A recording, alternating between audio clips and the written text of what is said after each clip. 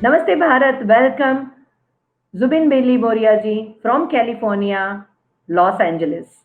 And here we welcome you on the platform of Vasudeva Kutumbakam, the world is my family. And here World Wellness Federation is inviting you for this auspicious interview. Why I say auspicious? Because health is auspicious, health is important, and health is first.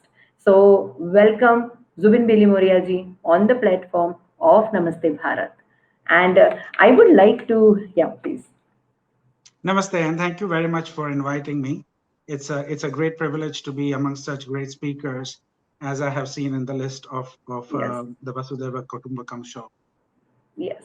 So let me introduce Zubin Bilimoria ji on this global platform.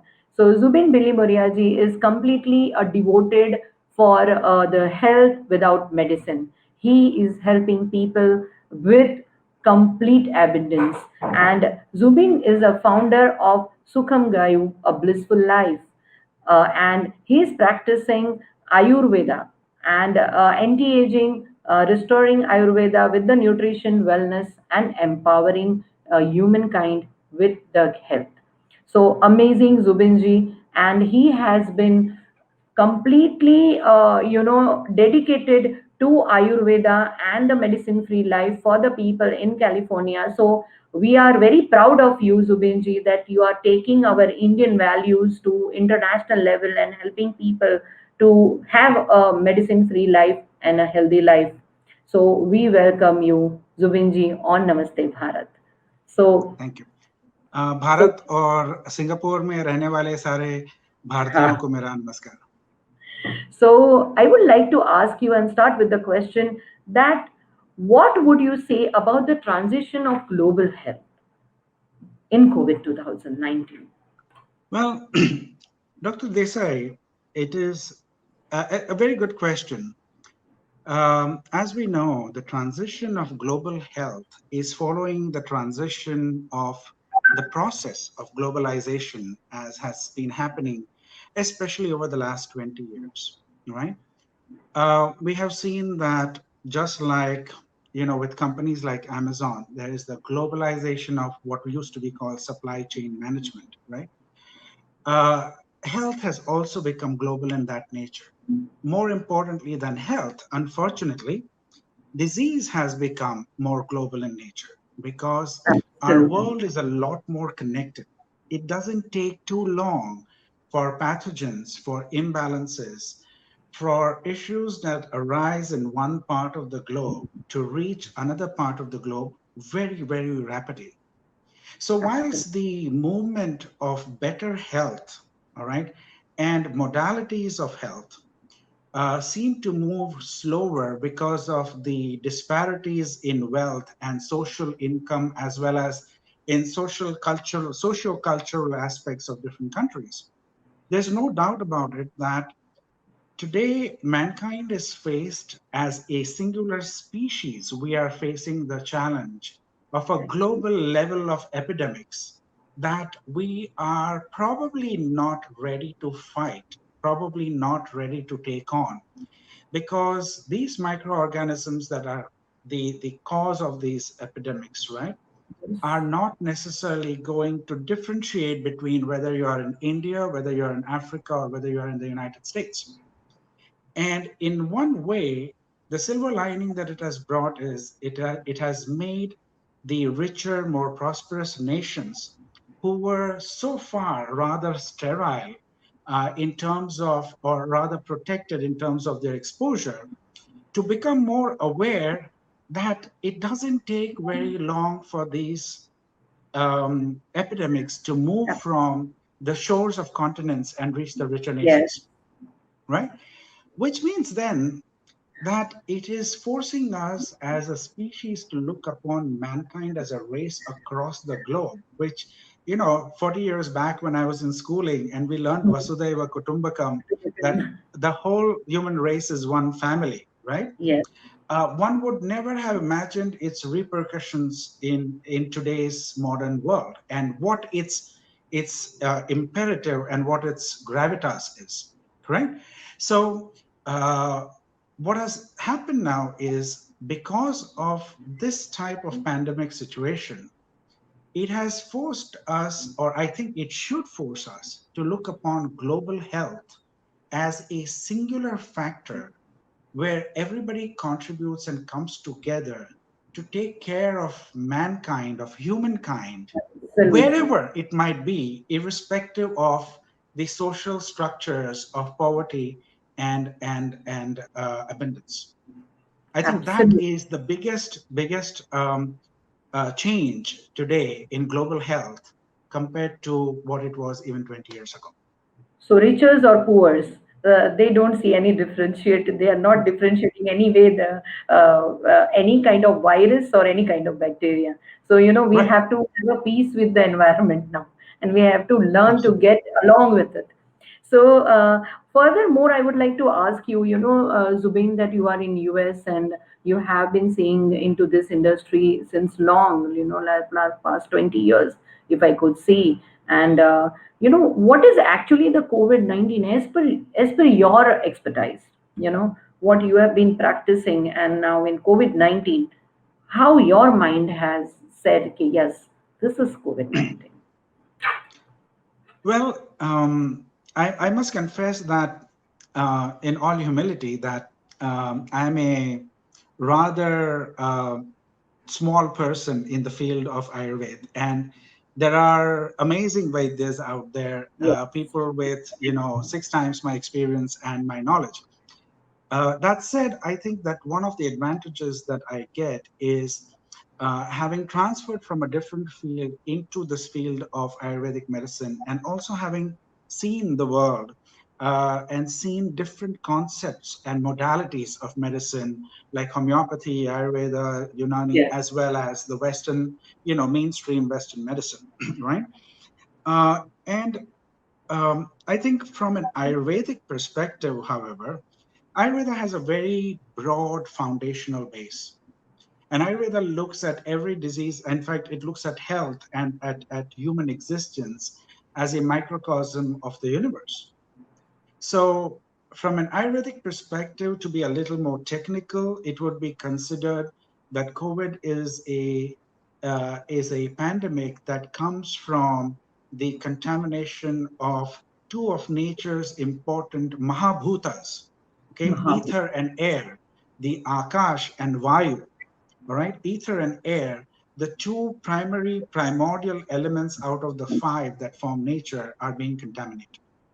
Now, what are its reasons for contamination? There is a complete separate chapter that Ayurveda handles this under, a separate section that talks about what aspects of social hygiene and social etiquette need to be followed to ensure that these kinds of contagious diseases do not spread and do not spread very fast. Spreading. And as we know, one could say that, especially the COVID-19 having come from a different species, there's a transmutation into the human species. It was not a virus that is known to the human species, even though some of its sister viruses, you could say, right? The family of viruses is Absolutely. known to us, Yes. correct? Yes. Yes. So, Yes. and that's the reason why partly we understand the human body's autoimmune response. And yet, partly we do not seem to know exactly what is going on right now on the. Hi. So Yeah. it's a contamination of akasha and vayu. In terms Five. of the body per se, it seems to affect the bhutagni, or the metabolic processing ability of the human body, especially the liver, of both the jala and of prithvi. So that's one of the reasons why people who are infected lose their sense of smell and their sense of Yes. taste, which are controlled by the metabolism of these two elements in the livers. Yes. And Very much. finally, I would say that it then moves on, as we know about the cytokine storm, the Yes. inflammation that it causes, the multi organ failures. But what is very interesting to me is that even from a Western perspective, we are now understanding that the ability to resist, or the who comes out of this disease and who falls prey to it, is highly dependent upon what we call immunity. Yes. And in Ayurveda is called ojas, which is a function of one of the doshas called kapha. Kapha. And Ayurveda really describes this very well, and it goes into not only the quantitative analysis of immunity as done in the West, but also the qualitative analysis of immunity. So I think that whilst we would not in Ayurveda speak in terms of one pill as an Mhm. answer to COVID, right? It Okay. is a philosophy worth giving very serious consideration to, because it can, in an amalgamation of ways, give us the ability to prevent and to fight the disease much better than any equipment we have at this moment in our hands. Wow. So it means you must know how to balance yourself, how to, get merged with the environment, as you rightly said, the Akasha and Vayu. So the Absolutely. audience, yeah. So here this is a global platform. So globally, the audience are listening this, and what Ayurcharya group Zubinji has said, we must understand the depth of it. So Zubin very well said, and the people must know this because there is very less awareness about the Ayurveda and the preventive science in the universe. So definitely, this is the platform where we are going globally, only preaching preventions. Going for the next, I would like to ask you how this pandemic has affected the humankind globally, and specifically when you are in US and we are in India, and now right now everybody is listening to it. So different state has going through the different kind of pandemic. It's Mhm. not only the country, even it has shown that Absolutely. the state wise, yeah, even it has Mhm. been bifurcated state wise, that the particular state has affected more and the particular state has affected more. So here in India, we have heard that the California was affected more at a point of time. The highest peak they have got. What is right into that? Well, instead of getting into the reasons of what has happened where, because in the United States especially, COVID has unfortunately become a very political discussion. Okay. And instead of focusing on that, whether it is in California or in certain states of the United States, I think I would rather handle your question at a wider on a wider platform. Yes. See, even 3,000, 5,000 years ago, where Ayurveda is written, there is advice given that when you cough, when you sneeze, make sure that you have covered your mouth. Yes. If you remember, as we when we were growing up, if a whole family shared one glass for serving themselves water, you did not ever touch the glass to your lips, right? So this Yes. understanding that contagion spreads by touch and by air from one person to another has been there, and the use of equipment to hold your sneeze or to not let your breath move on to the other person has been written about millennia ago, right? So, Absolutely. what is becoming important today, I think, is to understand that this is not anymore a political matter. It is not a matter where one person can point a finger to another and say, you are the reason, you are the cause, or that you are telling me the lie, this is a hoax, this is true. None of that matters anymore, because people Absolutely. are dying and we have to come together as a race, not at a national level, not at a state level, but as a race of Great. humanity, to understand that if we desire to preserve ourselves, we have to start reconsidering our role in nature and on earth.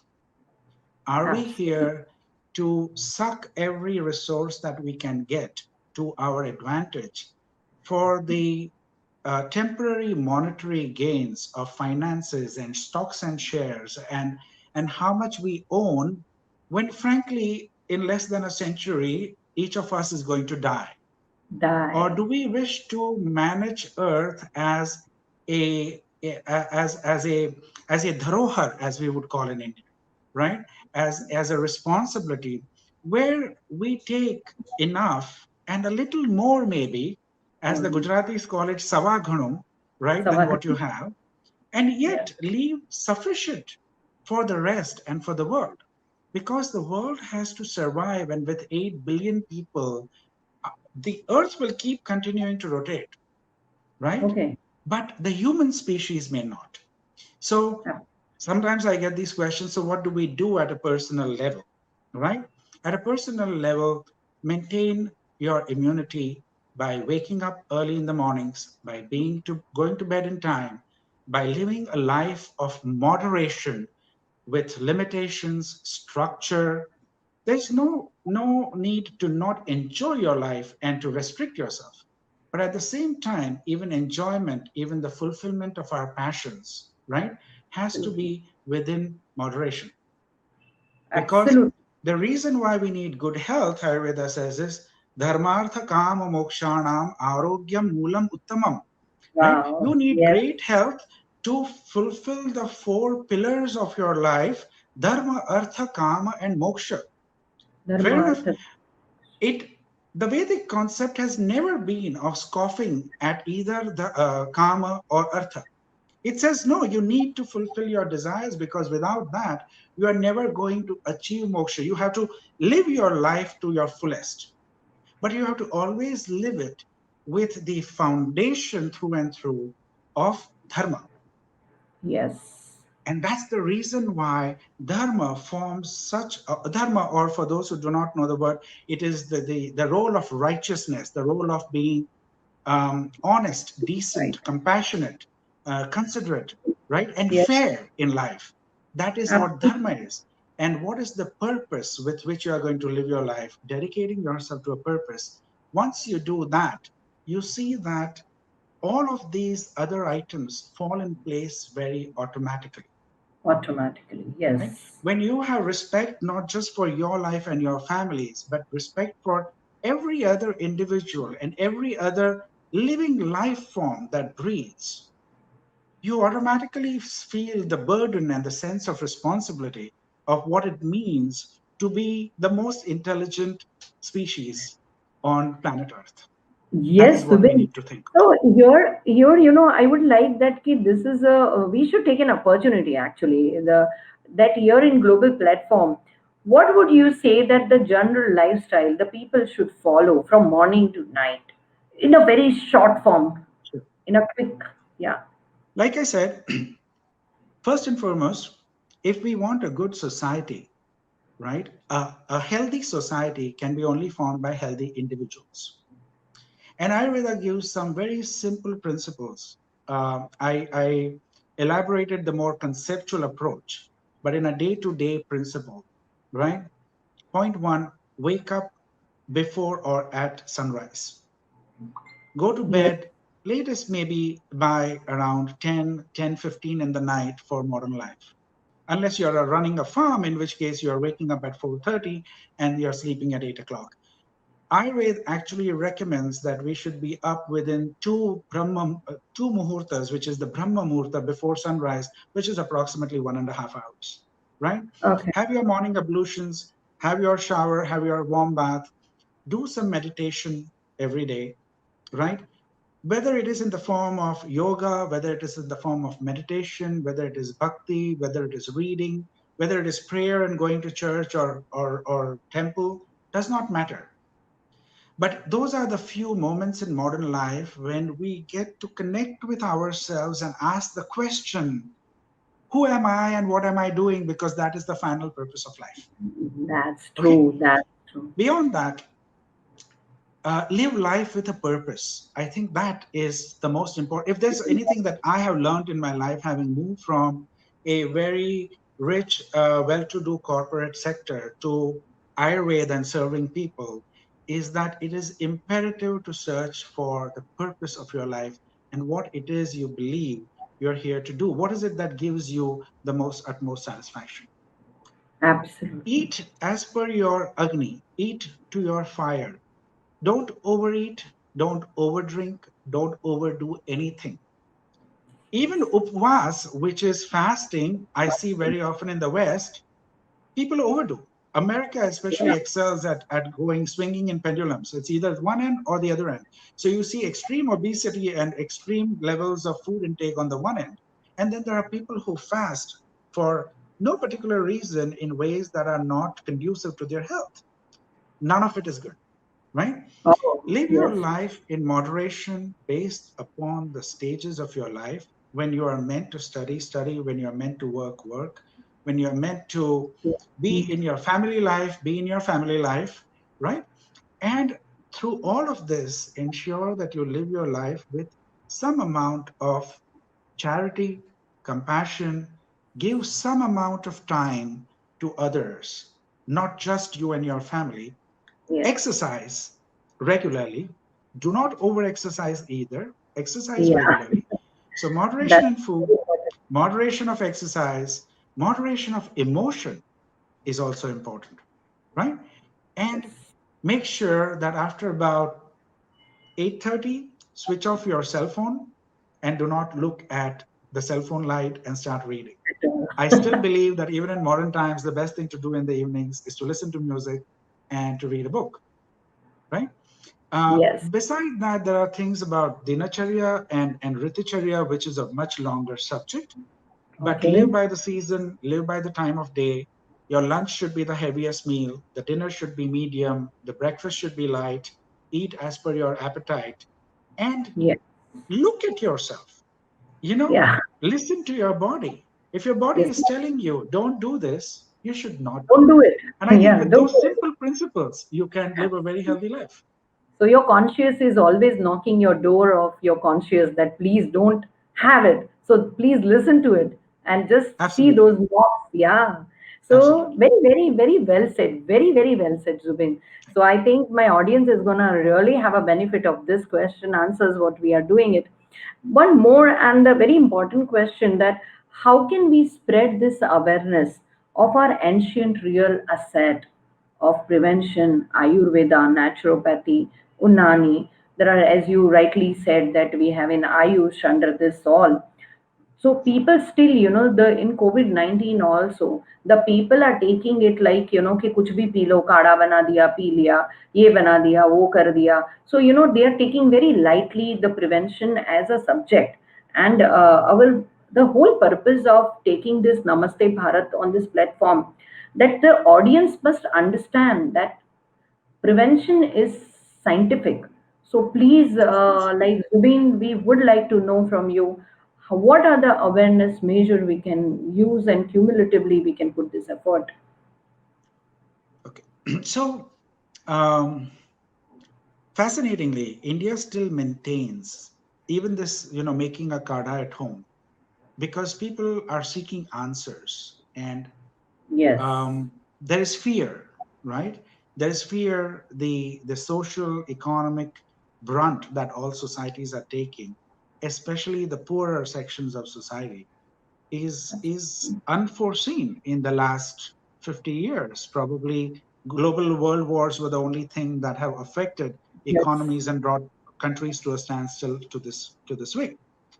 What is very important and very interesting when I started first learning Ayurveda was that the first 40% of Ayurveda, before you got into pathology and you got into disease names and you got into how people fall sick and why they fall sick, etc., was how to live your life on a day-to-day basis. And yes, coming from India, I couldn't understand why I was studying all this because, I grew up in a generation where we kind of knew it like second nature. yes, And then I realized that Ayurveda is probably one of the only or couple of medicines in the world or systems of medicine that are not just about medicine, right? It is not just about what to do after a person falls ill, because that's where all medicine starts. How does the human body function? How does it get sick? And what do you do when it gets sick? But Ayurveda has, in its millennia, figured out how to keep that body a perfectly running machine. And that's mm-hmm. what it explains. And its purpose is considered to be swasthasya swasthya rakshanam aturasya vikara prashamanam. Okay, so aturasya Vikara Prashamanam. When illness takes place, how do you eradicate illness is one aim of Ayurveda. But prior to that, its primary goal is Swasthasya Swasthya Rakshanam, how to protect the healthy. Health. So if we know So, how to protect the healthy, and that's why spreading the word of Ayurveda, and Ayurveda is doing exceptionally well in the West as well as in Europe and in South America. In fact, when I say the West, primarily because people are understanding that popping a pill in your mouth after you get ill is a little too late. In most cases, it is a little too late. Okay. I have rarely seen people in the West or even in India. You are a doctor, and I'm sure you will vouch for this, who, once they are in an established state of diabetes, of rheumatoid arthritis, osteoarthritis, liver issues, severe psoriasis, and all these so-called autoimmune or complex illnesses, you will rarely find somebody who is able to come out of it with Western medicine. We can still do that with Ayurveda, but it is rare to find people actually reversing such diseases once they have sat in. But you could do that by prevention and not getting to the point of the illness per se. so yes, Zubin, last but not the least, what is your message to our audience in this complete transition of health when it's happening? So, your wisdom of word. Well, I would say recognize and understand that there are modalities beyond the limited paradigms of what we know as the primary system of medicine in the world, which is the Western allopathic medicine. Yes. Western medicine has done great things. It is an amazing field. It is a never-ending field where thousands and millions have contributed, and it is an exceptional field of knowledge. And yet, there are other traditional fields of knowledge. There are other modalities that are worth considering, evaluating, and bringing Absolutely. together. I think the government of India has done a great job under the Ayush Ministry right now Yes. of trying to do that, right? Because we recognize that every modality brings certain specialties and certain strengths in certain areas of medicine, in certain areas, more to say than medicine, you could say certain areas of healthcare and of human health, right? Mm-hmm. Today, it has become very imperative at the pace at which the world works to that we slow down. The one silver lining that COVID could be said to have is Yeah. that it has shown to us that we need not be honking our horns Yeah. at the red light and the green light. We need not Yes. be running at the pace we run, right? 10 years ago, because of global warming, there was a discussion of slowing the world down. Today, we again have the need for understanding that the world and life can slow down, and we may enjoy effectively a better standard of living or of individual life and the ability to evaluate what we are here for than keep on running. For the medical Absolutely. establishment, I would say recognize and acknowledge every form and system of medicine, see what it has to offer, because we are, as medical professionals, here in the service of humanity. We are not in the service of stock markets and Stock share market. markets or pharmaceutical Yes. industry. We are here in the service of humanity. And when each person starts thinking that way, with a sense of responsibility towards our human brethren and non human living beings, then I think Absolutely. we can have a much better world to live in. Sure, I think I used to always say no trade and communication will happen if we are not healthy. So, no trade and business, people have to understand this globally. And Namaste Bharat, with the vision of it, we have taken it up on this platform with the World Wellness Federation and C4 Integrated Wellness. So, we thank you for accepting our invitation and being on our platform and spreading your wisdom, your abundance globally. So I thank you I so much, greatly Zubin. thank you again. I greatly commend you for the amazing effort and the sheer scale of the work you're doing for mankind as a whole. Thank you very much again. Thank you so Thank much, Zubin. you. Thank you.